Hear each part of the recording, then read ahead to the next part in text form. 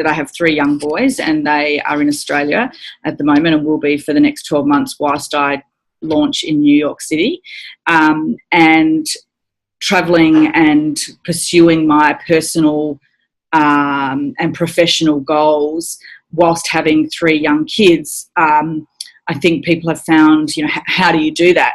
But in fact, and people often ask me about the question around, do I have mother guilt, which is, a typical, thing that is talked about way too much, I think. But my view has always been that I've always looked at my kids and thought, well, how do I want them to live? Or what would be my biggest dream for them?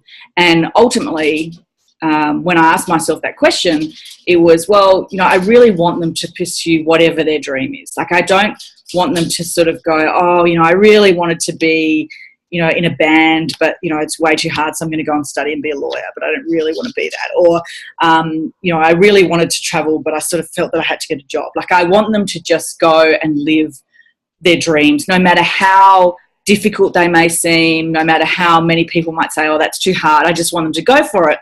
And I thought, well, hang on a minute. Who am I to tell them to do that if I'm not prepared to do that?